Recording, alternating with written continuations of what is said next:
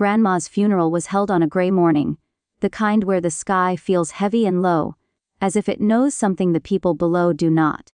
The chapel smelled of flowers and polished wood. Soft music played, but no one was really listening. Everyone was waiting for what came after. My siblings sat in the front row. Perfectly dressed, perfectly composed. Michael sat straight, hands folded, already wearing the calm smile of a man who expects good news. Sarah dabbed her eyes with a tissue, careful not to smudge her makeup. Daniel leaned back slightly, relaxed, as if this were just another formal event he had to attend. They looked united, confident. I sat alone near the back. I had always been the outsider. Not loud enough. Not ambitious enough. Grandma was the only one who ever noticed that I stayed behind to help her. That I answered her calls, that I listened. The rest of the family only appeared when money or favors were involved. After the service ended, the lawyer stepped forward. The room grew silent in a way that made my chest tighten. This was the real reason everyone was here. He opened a folder and began reading in a clear, steady voice. To my eldest grandson, Michael, I leave $10 million. A sharp intake of breath rippled through the room. Michael's lips twitched into a smile he couldn't hide. To my granddaughter Sarah, I leave $10 million. Sarah pressed a hand to her mouth and nodded slowly, pretending to be overwhelmed with emotion.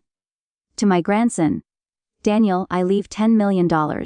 Daniel exhaled, satisfied, and glanced at his siblings. Then the lawyer stopped. He looked up, scanning the room, and his eyes finally landed on me. And to you, he said carefully. Your grandmother left this. He handed me a small object wrapped in cloth. I unwrapped it to reveal a rusty old book, its cover cracked and stained with age. A few people chuckled. That's it, someone whispered. Sarah laughed softly. Wes' grandma made her choice. My face burned. But I said nothing. I ran my fingers over the worn cover, feeling something strange weight. Not physical weight, but meaning. As the laughter faded, a memory surfaced in my mind, Grandma looking at me once and saying, "Not everything valuable shines." Holding that book, I finally understood. This wasn't the end. It was the beginning. I didn't go home with the others after the funeral. While my siblings gathered in Grandma's old house, celebrating and planning their futures, I drove back to my small apartment. The rusty book sat on the passenger seat the entire way, as if it didn't trust me to forget it. That night, I placed it on my kitchen table and stared at it for a long time. The cover was rough, the corners eaten away by time. Someone had once cared for this book, then hidden it. Then waited. I finally opened it. Inside there were no stories, no poems, no prayers, just names, rows of names written in Grandma's careful handwriting, followed by dates, numbers, and short notes in the margins. At first it felt random, almost disappointing. But as I kept turning the pages, something began to feel familiar. I recognized the names. They were people I had heard my siblings talk about over the years. Business partners. Friends. Advisors who suddenly appeared when Grandma's health started to decline. Next to some names were amounts of money. Next to others were words like transfer, pressure, and signed late. My stomach tightened. This wasn't a diary. It was a record. Tucked into the middle of the book was an old bank receipt. It listed an account number I didn't recognize and a large withdrawal made just weeks before Grandma was moved into assisted care. My hand started to shake as I turned more pages. Near the back, I found an envelope. It was sealed, yellowed with age, and addressed to me in Grandma's handwriting. I opened it slowly. If you are reading this, the letter began. Then they got what they wanted, and you got what you needed. She wrote about how sick she had been, how confused she sometimes felt, and how certain people pushed papers in front of her when she was too tired to argue. She admitted she signed things she later regretted, but she never stopped paying attention. They think I was weak, she wrote. They forgot I was watching. Tears blurred my vision. The final lines chilled me. This book holds the truth they buried. You were the only one patient enough to listen. What you do next is your choice, but remember, silence can be louder than anger. I closed the book and sat there in the dark. For the first time since the funeral, I didn't feel embarrassed. I felt armed. The rusty book wasn't an insult. It was evidence. And Grandma had trusted me with it. I didn't confront my siblings. Not that night. Not the next day. Anger would have given them control. And Grandma's letter had made one thing clear. This wasn't a fight meant to be loud. So I waited. For weeks, I lived my life as if nothing had changed. I answered messages politely. I congratulated them when they bragged about new purchases and future plans. I let them believe the rusty book was a joke. Something I had already forgotten. But every night I studied it, I highlighted patterns. Dates that matched legal filings. Transfers that lined up with moments when Grandma had been hospitalized. Slowly, the picture became clear. This wasn't one bad decision, it was a system. A quiet one. Carefully built. My first call was to a name near the front of the book, an accountant. I didn't accuse him. I simply mentioned Grandma's name and asked if he remembered her. The silence on the other end of the line lasted too long. Then his voice changed. He suddenly became very busy and ended the call quickly. That told me everything. The next person was a lawyer. When I mentioned a specific date from the book, he sighed. He asked how I got that information. Then he offered to help me move on. If I kept quiet, I recorded the call. One by one, the reactions followed the same pattern. Fear, denial, then negotiation. By the end of the month, I had a folder full of recordings, documents, and email confirmations. I didn't leak anything yet. I wanted them comfortable, careless. Then I invited my siblings to dinner. They arrived smiling, relaxed, dressed like winners. Michael talked about investments. Sarah joked about vacations. Daniel ordered expensive wine without looking at the price. Halfway through the meal, Michael's phone buzzed. He frowned. Then Sarah's phone rang. She stopped laughing. Daniel checked his screen and went pale. Bank alerts, account reviews, temporary holds. They looked at me. What's going on? Sarah asked, her voice tight. I reached into my bag and placed the rusty book on the table between us. This, I said calmly, was what Grandma left me. Michael stood up. You don't know what you're doing. I met his eyes. I know exactly what I'm doing, I waited. Just like she did. Silence filled the room. The game had begun. And for the first time they understood. I wasn't playing to win fast. I was playing to finish it. The collapse didn't happen all at once. It started quietly, the same way their scheme had begun. At first, my siblings told themselves it was a mistake, a banking error, a routine review. Michael called his contacts with confidence, certain he could smooth things over like he always had. Sarah blamed accountants. Daniel blamed lawyers. No one blamed themselves. Then the letters arrived. Official envelopes. Cold language. Words like investigation, compliance, and federal review. Their phones rang constantly, but the voices on the other end no longer sounded friendly. Meetings were canceled. Calls went unanswered. Doors that had always been open suddenly closed. Panic crept in. Michael's company announced an internal audit. Within days, investors pulled out. His name, once trusted, became a liability. He started drinking more, sleeping less. The man who once spoke with certainty now spoke in whispers. Sarah's situation unraveled faster. Her accounts were frozen while transactions were examined. A major client terminated their contract without explanation. Then another. She tried to save face online, posting smiling photos, but people noticed the cracks. Confidence doesn't survive under pressure, it exposes what's underneath. Daniel held out the longest. He insisted he had done nothing wrong. That everything would clear up. But when authorities seized 2 properties under review, his denial shattered. I watched him yell at lawyers who could no longer protect him. And then came the public part. Court filings became accessible. Journalists started asking questions. A local article mentioned possible financial misconduct tied to a private estate. Names weren't printed yet, but everyone knew. They called me. One by one. First anger. Then bargaining. Then silence. I'll give you a share, Michael said over the phone one night, his voice shaking. This has gone too far. Sarah cried. You're destroying the family, Daniel accused. I listened, I said nothing. Because this wasn't destruction, it was exposure. Months later, the same lawyer who read the will called me back. His voice was different now, careful, respectful. Your grandmother structured safeguards, he said. What remains of the estate legally transfers to you. The $10 million my siblings received, reclaimed, frozen, locked in legal limbo. They had chased fast money and ignored the cost. Grandma had planned slowly.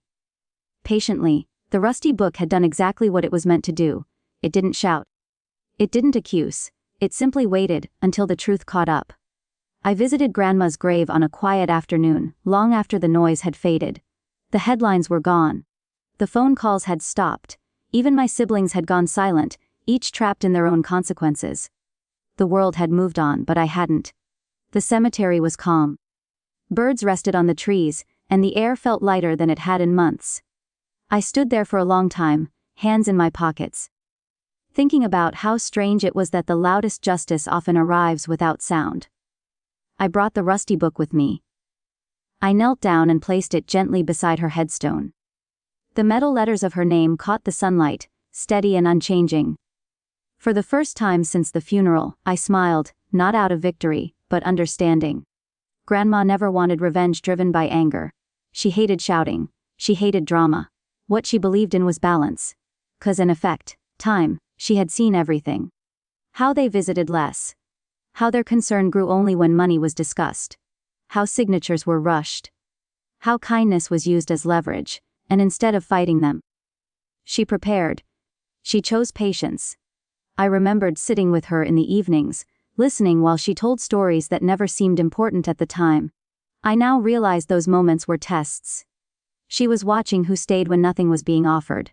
I passed. My siblings didn't. I whispered, "You trusted me," and felt a strange peace settle in my chest. The money that eventually came to me didn't feel like a reward. It felt like responsibility. I used it quietly. Paid debts, funded causes Grandma cared about, helped people who never expected help. No announcements, no celebrations. As for my siblings, I didn't chase their forgiveness. And they didn't ask for mine. Some wounds don't heal through apologies, they heal through truth. Before leaving, I looked once more at her grave and imagined her sharp eyes and knowing smile. Not proud, not smug, just calm. I understood then what the rusty book really represented. Not revenge, legacy, a reminder that power doesn't always look powerful. That silence can protect truth better than noise, and that sometimes, the greatest inheritance isn't money at all. It's being trusted to finish what someone else was too wise to rush. I walked away lighter. The story was complete. And Grandma's lesson would stay with me forever. Time did what it always does, it settled everything into place. A year passed after Grandma's story quietly closed. And the world looked normal again on the surface. My siblings were no longer in the news. Their names stopped appearing in conversations. People moved on, as they always do. But underneath that calm, the consequences remained. Michael took a job far below what he once bragged about. He avoided family gatherings, avoided eye contact. Avoided anything that reminded him of who he used to be. Sarah sold what she could and disappeared into another city, trying to rebuild a reputation without her old name attached to it. Daniel fought the longest, appealing decisions, blaming everyone else. Until exhaustion finally replaced denial. I watched all of it from a distance. Not with satisfaction, with clarity. Revenge, I learned, isn't about watching others fall. It's about no longer being pulled down with them. It's about reclaiming space in your own mind. I kept my life simple. I stayed in the same apartment. Drove the same car. People expected me to change, to show success, to prove something. But I didn't. I had already proven everything that mattered to the only person who counted. Sometimes, late at night, I thought about the moment at the funeral. The laughter, the embarrassment, the way the rusty book felt in my hands. That moment could have broken me. Instead, it redirected me. Grandma understood something most people never do. True justice doesn't need witnesses. I eventually stored the rusty book in a safe place. I didn't display it. I didn't reread it often. Its purpose had been fulfilled. It had never been meant to live loudly, only long enough. Once, a distant relative asked me how it felt to win. I thought about it carefully before answering. I didn't win, I said. I listened. That confused them. But that was fine. Listening had saved me years of bitterness. It had turned humiliation into patience, and patience into leverage. Grandma didn't give me a weapon, she gave me timing. In the end, the greatest revenge wasn't what happened to my siblings. It was what happened to me. I stopped feeling small. I stopped needing approval. I stopped mistaking silence for weakness. And every time life tested me again, I remembered that rusty book and the lesson inside it. Those who rush for power lose it. Those who wait inherit it. Quietly, years passed, and life slowly reshaped itself into something steady and quiet. The chaos that once surrounded my family became a distant memory, like a storm you remember only because of the damage it left behind. I built a routine that felt honest. Mornings were calm. Nights were peaceful. There was no need to prove anything anymore. Occasionally, I would hear small updates about my siblings through distant relatives. Michael had learned humility the hard way. Sarah avoided family history altogether, introducing herself without her last name. Daniel stopped fighting ghosts and finally accepted what had happened. None of them ever mentioned Grandma or the book. Some truths are too heavy to speak aloud. As for me, I carried Grandma's lesson quietly. People often misunderstand revenge. They think it's about punishment or pride. But what I learned was different. Real revenge is living without bitterness. It's choosing growth instead of rage. It's letting consequences teach lessons you no longer need to explain. One evening, while cleaning old boxes, I found a photo of Grandma and me from years ago. We were sitting at the kitchen table, smiling. At the time, it felt like an ordinary moment. Now I understood it was everything. She wasn't just giving me her time, she was giving me her trust. That trust changed how I saw the world. I became more patient with people. More observant. I stopped reacting quickly and started listening carefully. When opportunities came, I didn't rush them. When conflicts appeared, I didn't feed them. I remembered how silence, when used wisely, could be stronger than any argument. Sometimes people asked how I stayed so calm after everything that happened. I would smile and say, because I already learned the hard lesson. The rusty book stayed locked away, untouched. It no longer felt like evidence or proof. It felt like a reminder of restraint, foresight, and quiet strength. Grandma once said something that finally made sense years later. People reveal themselves when they think no one is watching. She was right. My siblings revealed themselves. So did I. The difference was what we chose to do with that moment. In the end, I didn't inherit wealth alone. I inherited wisdom. And that wisdom protected me far better than money ever could. Grandma's final gift wasn't the book. It was the lesson written between its pages, that truth doesn't rush. Justice doesn't shout. And the quiet ones often walk away with everything that truly matters. That lesson stayed with me. Forever. At my grandma's funeral, my siblings got $10 million each. I was handed a rusty old book. They laughed, until they realized what it really was.